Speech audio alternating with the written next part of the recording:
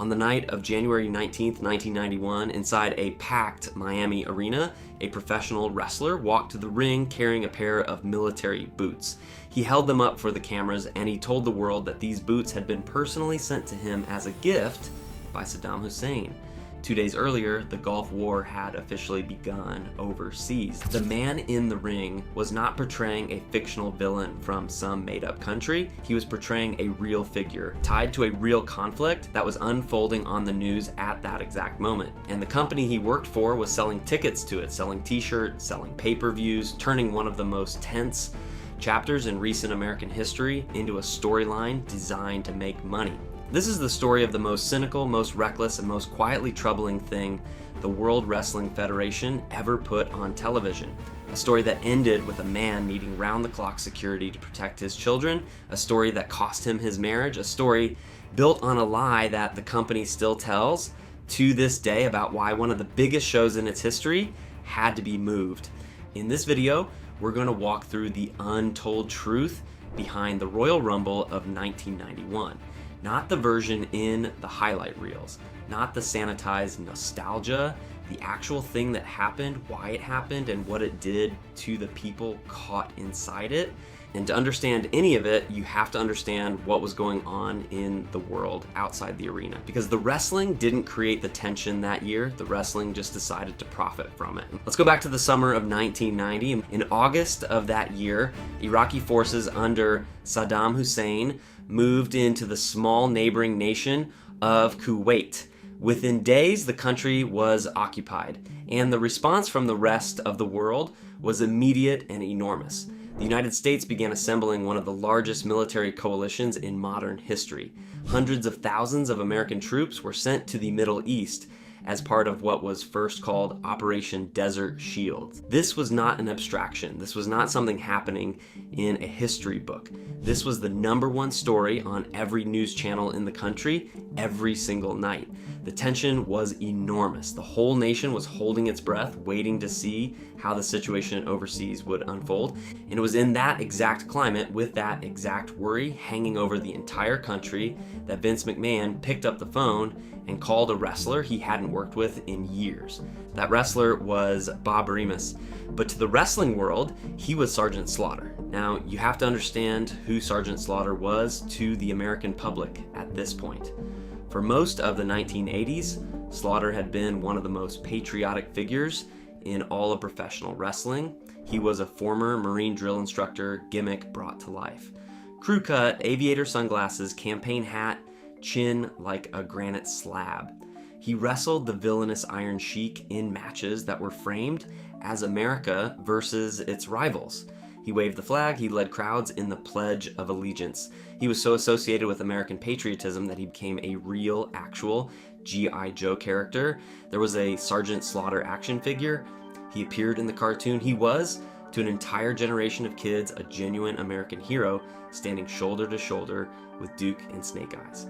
His rise to that status had been a story in itself. Slaughter had first made his name as a snarling, hard-nosed drill instructor heel, a man who tormented opponents and berated fans. But somewhere along the way, the crowd fell in love with him. His toughness, his commitment, his over-the-top devotion to a certain idea of America, it all curdled the boos into cheers. His legendary boot camp matches against the Iron Sheik became the stuff of wrestling folklore, framed explicitly as the United States standing up to a hostile foreign rival. Slaughter didn't just play a patriot. For a long stretch of the 1980s, he was arguably the most patriotic character the industry had, a walking, talking recruitment poster in wrestling trunks. The G.I. Joe connection cemented it. When the toy company brought Slaughter into their line, he became something bigger than a wrestler. He became a symbol woven into the childhood of millions of American kids. He was on lunchboxes. He was in the cartoon, barking orders alongside the most famous fictional soldiers in the country. To a whole generation, Sergeant Slaughter wasn't a wrestler who played a soldier. He simply was a soldier, as real in their imaginations as any figure they saw on the news. So think about what it meant to take that man, that specific man, and turn him into a traitor. That was the pitch. When McMahon got Slaughter on the phone, he laid out an idea that was, even by wrestling standards, breathtakingly cynical. He wanted Slaughter to turn his back on the United States. He wanted him to become an Iraqi sympathizer, a man who looked at the coming conflict, looked at his own country, and decided that America had grown soft and weak, and that he would rather stand with the other side. And here's the part that tells you everything about the business calculation. Underneath it, McMahon didn't pitch this as an artistic idea. He pitched it as a stadium filler. He already had a diagram drawn up, a seating chart for the Los Angeles Memorial Coliseum. Slaughter himself has described this many times over the years. McMahon showed him a layout of a venue that could hold somewhere north of 100,000 people and told him the plan was to shatter the all-time attendance record set at WrestleMania 3. Slaughter was going to be the villain who filled that stadium. And the way he was going to do it was by making himself the most hated man in America at the precise moment the country was already fixated on a real conflict overseas. And McMahon reportedly told Slaughter to go home and talk to his family before agreeing. That detail matters because it means everyone involved understood from the very beginning that this was not a normal wrestling angle. This was something that could follow a man home, something that could put his family in an uncomfortable spotlight.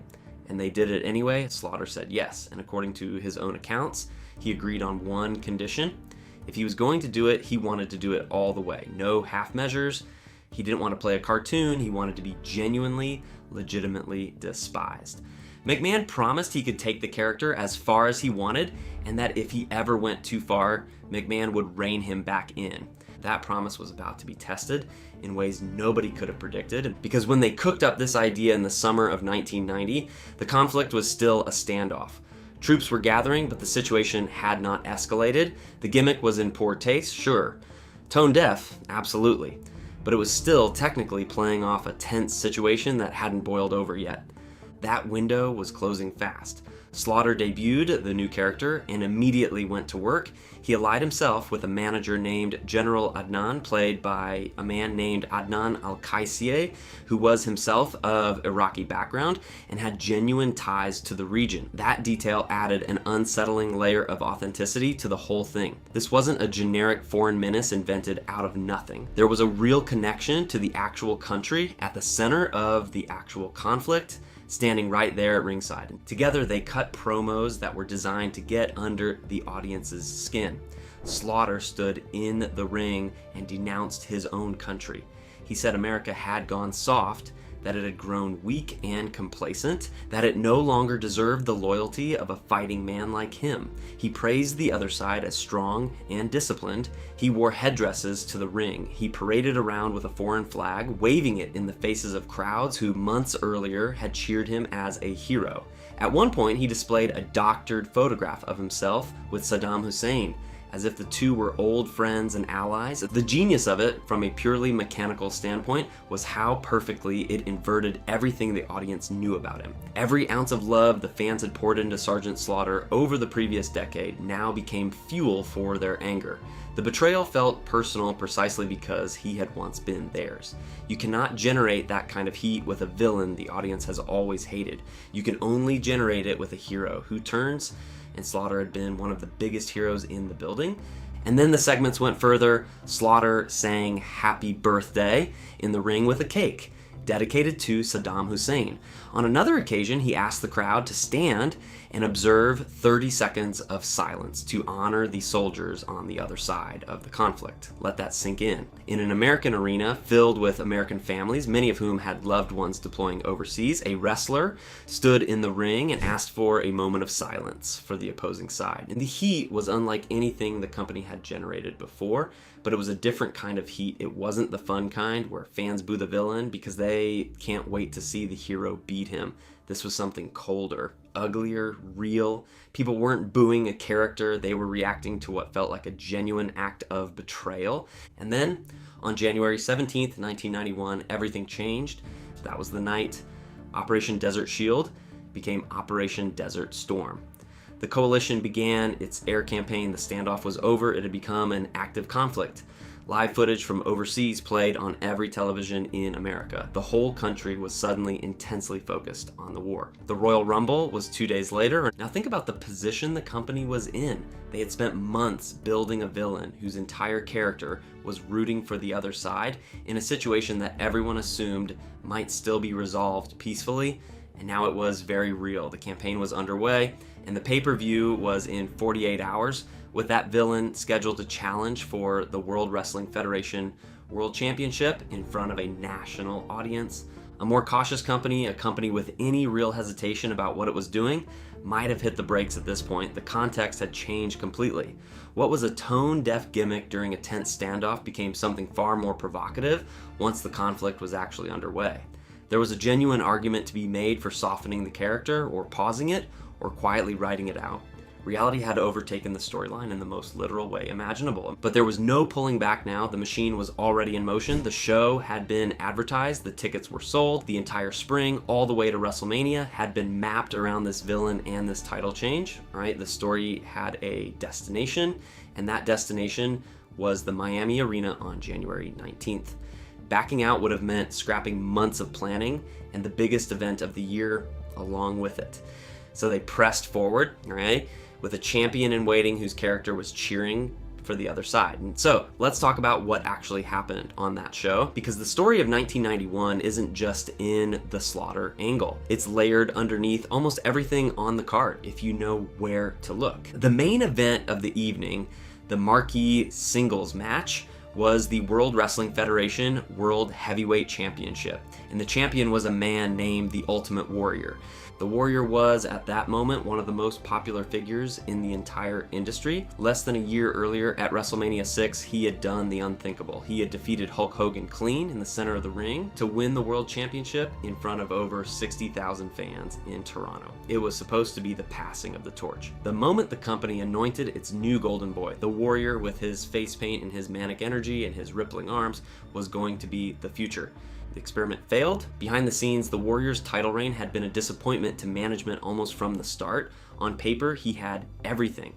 The look, the physique, the raw charisma that made arenas erupt when his music hit. But a main event champion has to carry a company on his back for a full year, night after night, in matches of every length against opponents of every style. And the Warrior's actual in-ring skill set was limited. His matches worked in short, explosive bursts, but stretched to championship length against lesser opponents. They exposed him. Business on the road, the house show attendance that was the real lifeblood of the company, softened during his reign. The numbers told a story the merchandise sales couldn't paper over. And crucially, he had become a headache to deal with. The Warrior tangled with McMahon over money, over his standing, over how his character should be used. He was developing a reputation as someone difficult, someone who let his own sense of importance run ahead of what the company felt he had earned. That friction, combined with the business concerns, sealed his fate. By the end of 1990, the decision had quietly been made in the back offices. The Warrior experiment was over. They were going to take the title off of him. The only questions left were how and to whom. But here's where the cynicism deepens, right? They didn't just want to move the belt. They wanted to move it in a way that set up the biggest possible payday. And the biggest possible payday was Hulk Hogan reclaiming the throne. Hogan was still the company's meal ticket, the biggest star in the world, and McMahon wanted him back on top as the conquering American hero. The problem was timing. You couldn't have Warrior simply hand the belt to Hogan. You needed a bridge, a transitional champion, a villain so hated that when Hogan finally beat him, the crowd would explode with relief and pride. And who was the most hated man in the company? The man who had spent months telling America it was weak while its troops shipped off overseas. So the plan crystallized. Sergeant Slaughter, the Iraqi sympathizer, would take the title from the Ultimate Warrior at the Royal Rumble. He would hold it for 2 months as the ultimate anti-American villain. And then, at WrestleMania 7, Hulk Hogan, the real American, would ride in and defeat him, reclaiming the championship for the United States in a symbolic victory timed to the events overseas. And the entire booking of the company's biggest season was designed around the conflict. The World Championship itself was being used as a prop in a story about Desert Storm. But to make it work, the Warrior had to lose, and they couldn't make him lose clean, because that would damage him for the feud he was being shuffled into next. So they built an elaborate scheme. Enter Randy Savage. The Macho Man was in his king gimmick at this time, and the story went that his valet, Queen Sherry, had been trying to convince the Warrior to grant Savage a championship match. The Warrior kept refusing. This enraged Savage, and it set the stage for what happened at the Rumble. During the Warrior versus Slaughter match, the interference came in waves. Sherry got involved at ringside, grabbing at the Warrior. The Warrior chased her off, only to be ambushed by Randy Savage near the top and pinned the champion. And just like that, the Iraqi sympathizer was the World Wrestling Federation World Heavyweight Champion. The image was deliberate and it was ugly. In the middle of a national crisis, in front of a live crowd and a national pay-per-view audience, the man carrying the flag of the other side stood victorious with the most prestigious title in the sport around his waist. Adnan celebrated beside him. It was engineered to be revolting, and it worked. But look at what it cost the man who was actually beaten that night. The Ultimate Warrior, the guy who had been the future less than a year before, was now reduced to a stepping stone. His reign was over, and his relationship with the company would only get worse from there. Later that same year, he would send McMahon a letter demanding more money before SummerSlam, essentially holding a sold-out show hostage. McMahon would agree to his terms, let him work the match, and then suspend him the moment it was over, handing him a letter that told him fame had gone to his head. The Warrior's World Wrestling Federation career effectively fell apart in 1991, and the Royal Rumble was where it all began to unravel. That's one layer of the story. A popular champion sacrificed on the altar of a war storyline so the company could line up its preferred main event. Now let's talk about the layer that put a man in genuine danger. Because while all of this was being scripted and booked and sold as entertainment, the reaction to Sergeant Slaughter out in the real world had spiraled into something genuinely frightening. Fans didn't treat it like a work. A significant number of people out there did not understand or did not care that this was a character. To them, Bob Remus was a traitor, a former Marine and a former G.I. Joe who had gone on national television and sided with the other side while their kids were overseas, and some of those people decided to do something about it. The threats started coming in, and they were not vague. According to Slaughter's own accounts, given in numerous interviews over the decades, the calls came into the wrestling offices. Someone phoned in and made frightening threats against Slaughter, against his family, and against Vince McMahon and his family too. Threats against their homes, threats against the wrestling offices and the studios. This was not a fan booing at a show. This was credible enough that the company took it extremely seriously. Slaughter has described the moment it became real for him. He had just won the title in Miami and flown back to Philadelphia. When he landed, a backstage hand asked him if he'd spoken to his wife. He hadn't. He asked if he'd spoken to McMahon. He hadn't. There were no cell phones then, so he got to a phone and tried his wife. He only reached the answering machine. When he finally got McMahon on the line, McMahon told him he had already spoken to Slaughter's wife and that he had moved her to a hotel for safety. Someone had called the office that morning, making serious threats against both of their families and their homes. McMahon dispatched a 4-man security crew to Slaughter's property. These men walked the perimeter of his home around the clock, guarding his family from a threat that nobody could be sure was empty. And it went further than that. Slaughter has said that from that point forward, he could never travel like a normal person. He didn't fly with the other wrestlers. He was never walked through an airport terminal like everyone else. He was driven directly out onto the tarmac, escorted up the stairs and into the aircraft, and escorted back down the stairs on the other end, straight to a car, straight to a hotel or arena. He was moved like someone who needed protecting, because that's exactly what he was, perhaps the most staggering detail of all. At one point, the FBI got involved, and Slaughter has said the Bureau asked him to wear a protective vest in the ring, and he did it. There were nights when a professional wrestler stepped through the ropes to perform in front of a paying crowd while wearing protective gear, because federal authorities were genuinely concerned for his safety. Read that again. A man was doing a wrestling storyline, and the FBI wanted him in a protective vest. Try to imagine what that does to a person's mind. Every arena he walked into was now a place where he couldn't fully relax. Every face in the crowd was a question mark. He couldn't know whether the person screaming abuse at him from the third row was a passionate fan playing along, or someone who had convinced himself the anger was real. Slaughter later reflected that the fans took the threats seriously because he was taking his performance seriously. He had asked for the freedom to go all the way with the character, and he had. He committed so completely to being despised that a portion of the audience stopped seeing a performance at all.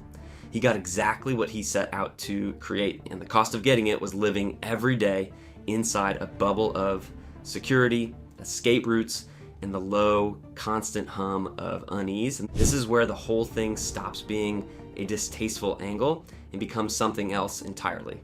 Because the company knew. They knew the threats were real. They knew there was security on this man's lawn.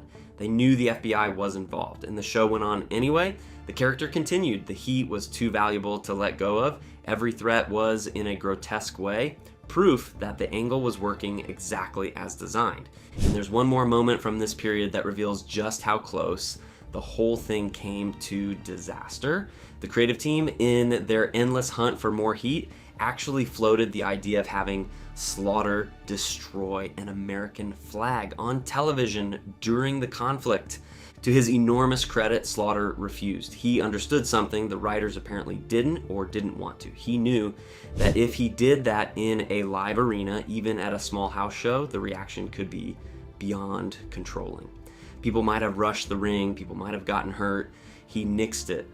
As a compromise, the segment was reworked so that instead of a flag, he burned a Hulk Hogan t-shirt that had been fashioned to resemble one. The point was still made. America was weak, the character sneered, and everything it stood for would fall. But an actual flag was never touched.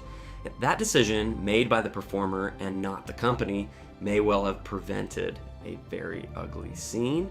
Think about what that says. The one moment of restraint in this entire saga didn't come from the executives who dreamed it up. It came from the man wearing the protective vest. So the angle rolled on toward its intended climax at WrestleMania 7. And this is where we arrive at the lie. The lie the company still tells, and the plan, remember, had always been the Los Angeles Memorial Coliseum. The 100,000 seat stadium, the record-breaking crowd. Slaughter's entire reason for existing as this character was to fill that building with people who wanted to watch Hulk Hogan settle the score. But WrestleMania 7 was not held at the Coliseum. It was moved a matter of weeks before the show to the Los Angeles Memorial Sports Arena, a much smaller indoor venue right next door, seating around 16,000 people instead of 100,000. The official reason the company gave then and for years afterward was security. They said that in the wake of Slaughter's Iraqi sympathizer character and the threat surrounding it, they had legitimate safety concerns about holding an event in a giant open-air stadium. Security threats, they said, too risky. They had no choice but to move to a smaller, more controllable, more secure building. It was framed as a noble decision, a company protecting its fans and its performers from the very real dangers their storyline had provoked. And there is a kernel of truth in it, which is what makes the lie so effective. The threats were real. We just walked through them. Slaughter genuinely had security and FBI attention. So the safety story has just enough substance to sound believable, but it is not why they moved the show. The real reason, according to just about every serious wrestling historian and journalist who has examined it, is far less flattering. They moved the show because they couldn't sell the tickets. The whole premise of putting Slaughter in this role was that his heat would fill a 100,000 seat stadium. That premise turned out to be catastrophically wrong. By the early months of 1991, ticket sales for WrestleMania 7 were a disaster. Reports from the period indicate the company had sold something in the neighborhood of 16,000 tickets for a venue meant to hold 6 or 7 times that. The math was humiliating. They were staring down the barrel of running their flagship event, their showcase of the Immortals, in a stadium that would look 2/3 empty on camera.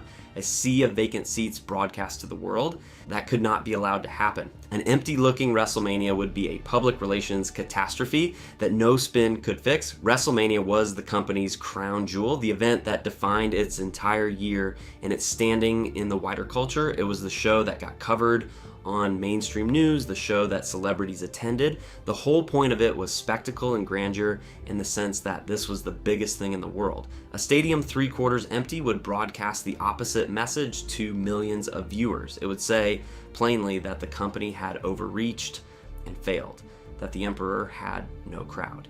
And there was a bitter irony buried in the failure. The entire justification for the Slaughter angle had been its supposed power to sell that stadium. The heat was meant to be so intense, the desire to see him beaten so universal, that 100,000 people would pay to witness it in person. Instead, the angle may have actually suppressed sales. Some fans found the whole thing distasteful and stayed away. Others simply weren't compelled to travel to Los Angeles to watch it live. Whatever the mix of reasons, the grand theory collapsed. The villain built to fill a stadium couldn't fill a third of one.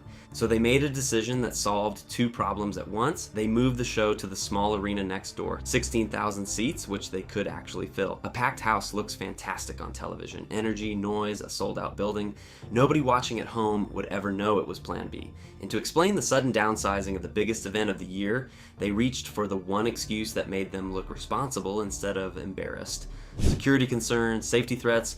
The Slaughter angle was too hot to handle, and it was clever in a cynical way. The same storyline that had failed to sell the tickets became the cover story for why the tickets didn't need to be sold. The failure was disguised as caution. The flop was rebranded as heroism. And because there really were threats floating around, the story held up just well enough that a lot of people believed it for a very long time. That is the untold truth sitting at the center of this entire chapter. The Iraqi sympathizer angle was sold to the public as a bold, edgy piece of storytelling, and its consequences were sold as an unavoidable danger the company bravely managed. But strip away the mythology, and what you're left with is a business decision that exploited a national crisis to sell tickets, failed to sell those tickets anyway, put a performer and his family through an ordeal in the process, and then bent the truth about the whole thing to save face. And Hogan did beat Slaughter at WrestleMania 7. The Real American reclaimed the title, the flags waved, the narrative closed, exactly as scripted, with the Patriot triumphant over the traitor, timed to events that were, by then, winding toward their end. The company got its feel-good ending. The image most fans remember is Hogan holding the belt aloft, draped in red, white, and blue. And what they don't remember, what most of them never knew, is what it took to get there. Because the man who played the villain paid a price that no championship or paycheck could cover. The strain of the threats, the security, the constant worry, the impossibility of living a normal life, it all landed on Slaughter's family. His wife and daughters were living inside a situation that they had never asked for. They were guarded around the clock. They were moved to hotels. They had to reckon every single day with the possibility that someone out there was genuinely angry at them because of a character on television. They couldn't take it, and who could blame them? Slaughter has spoken in later years about how the angle cost him dearly in his personal life. He became estranged from his wife and daughters. The turmoil was more than the family could bear, and it fractured. The marriage did not survive. A man who had spent his career playing an American hero and then a hated villain went home from the biggest run of his professional life to a house that was coming apart. That was the real payoff of the Iraqi sympathizer angle, not a title, not a stadium, a separation, and years of distance from his own children. To his credit, that is not where his story ends. In the years that followed, Slaughter slowly rebuilt those relationships. He reconciled with his wife and daughters. He found his way back to them, mending what the angle had broken, closing the distance that fame and fear had opened up between him and the people who mattered most. It took time, the way these things always do, but the family that had been shattered by a storyline eventually came back together, and in the years since, he has spoken of living happily and continuing to care for his extended family. He returned to being a beloved figure in the wrestling world. He was inducted into the company's Hall of Fame, welcomed back into the fold as a legend rather than a cautionary tale. And to this day, he makes appearances in that famous drill sergeant uniform, aviators on, campaign hat squared away, signing autographs and throwing out ceremonial first pitches, greeted by fans as an old friend and an American icon. The traitor character has been so thoroughly forgiven and forgotten that most of the people lining up to shake his hand probably have no idea it ever existed. To them, he is simply Sarge, the Patriot, the G.I. Joe, which is its own strange kind of ending. The man became so beloved again that his most troubled chapter effectively vanished from the public memory of who he is. He has said more than once that he doesn't regret the character, that he was a performer, doing the best work he could, committed to making people feel something, even if that something was anger. He has framed it as craft, as the job of a heel taken to its absolute limit and executed as well as anyone ever executed it. And maybe that's true. Maybe a performer that dedicated can look back on even the most difficult role of his career with a kind of professional pride. That's his right. But the choice to create the character in the first place was not his. The choice to keep running it after the conflict escalated was not his. The choice to keep the heat alive even as the threats against his family mounted was not his. And the choice to bend the truth about why WrestleMania got moved was not his either. Those were decisions made by a company that looked at a real national crisis with real stakes and saw an opportunity. That's what makes the Royal Rumble of 1991 so much more troubling than it appears on the surface. On the surface, it's a fun old show, Hulk Hogan winning the Rumble for the second time. The Rockers and the Orient Express tearing the house down in what many consider one of the best tag matches of the era, Virgil finally breaking free of the $1 Million Man and cracking him with the $1 Million belt, Big Boss Man battling the Barbarian. It has all the trappings of a beloved piece of nostalgia. Even the moments fans remember most fondly carry their own quieter weight when you look closely. The Virgil turn, for instance, is beloved. After years of being humiliated as Ted's mistreated servant, Virgil finally snapped and cracked his tormentor across the face with the $1 Million belt. The crowd loved it. It was catharsis, the underdog rising up, but it was also the payoff of a long, deliberately degrading storyline built entirely around one man belittling another night after night until the audience had absorbed enough cruelty to crave the revenge. That's the engine of a lot of wrestling, of course. But on this particular card, surrounded by everything else, it fits a pattern. This was a show that understood, better than almost any before it, how to steer an audience's emotions and point them wherever the money was. Even the Rumble match itself, the centerpiece of the whole event, served the larger machine. Hulk Hogan won it, becoming the first man to capture the Royal Rumble, twice outlasting Earthquake at the very end.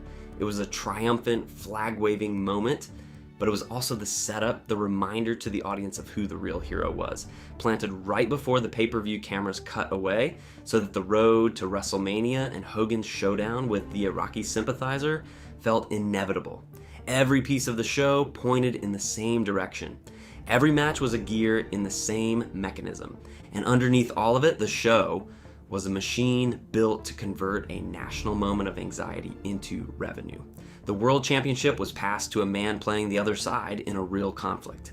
A popular champion was fed to that machine to set up a bigger payday. A performer wore a protective vest at the request of the FBI. His family was placed under security. His marriage came apart. And when the Grand Stadium plan collapsed under the weight of its own miscalculation, the failure was buried under a convenient story about security threats that persists to this day.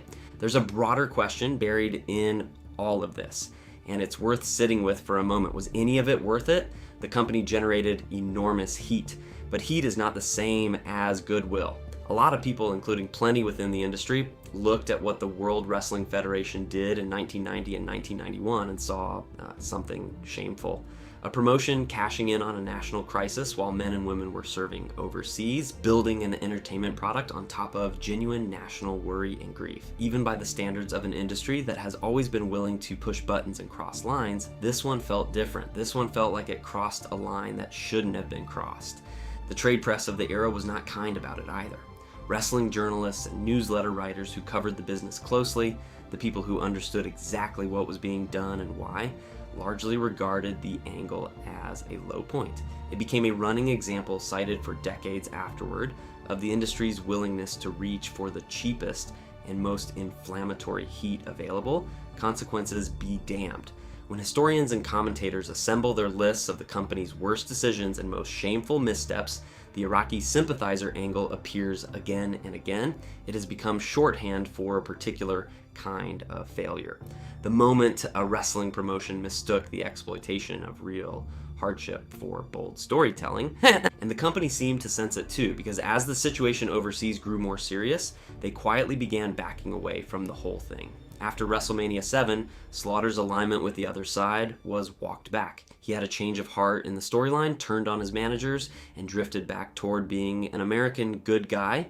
The angle was retired. The boots supposedly sent by Saddam, the moments of silence for the opposing side, the birthday cakes, all of it was quietly folded up and put away, as if the company itself was a little embarrassed by what it had done. There was no grand announcement, no acknowledgement that a line had been crossed. The whole thing simply faded out. The way a company handles a chapter, it would prefer people forget, and for the most part, people did forget, which is exactly how a story like this gets buried under a warm layer of nostalgia until almost nobody remembers what actually happened. But you can't fully put something like that away. It happened. It's in the record. The footage exists, and the human cost, the security detail, and the fractured family, and the man in the protective vest, that was real too, no matter how the story was later polished. The Royal Rumble of 1991 is remembered, when it's remembered at all, as a solid show from a bygone era, a relic of a simpler time in the business. But that memory is a comfortable fiction. The truth is that it was one of the most calculated and callous moments in the history of the industry. A moment when a company looked at troops shipping off overseas, looked at families gripped by worry, looked at a nation holding its breath, and asked a single question: how do we make money off of this? They found their answer in a former American hero, a pair of boots, and a lie that outlived the conflict itself. And a good man went home from the top of the mountain to find that the character he played had cost him the people he loved most. That's the untold truth behind the Royal Rumble of 1991. Not a wrestling story at all in the end, a story about what happens when there are no lines a business won't cross, and about the person left holding the bill long after the crowd has gone home and the flags have been folded away. If you found this deep dive worth your time, do me a favor and hit that like button and subscribe for more of the untold and uncomfortable truths behind the moments wrestling would rather you remember fondly. Until next time.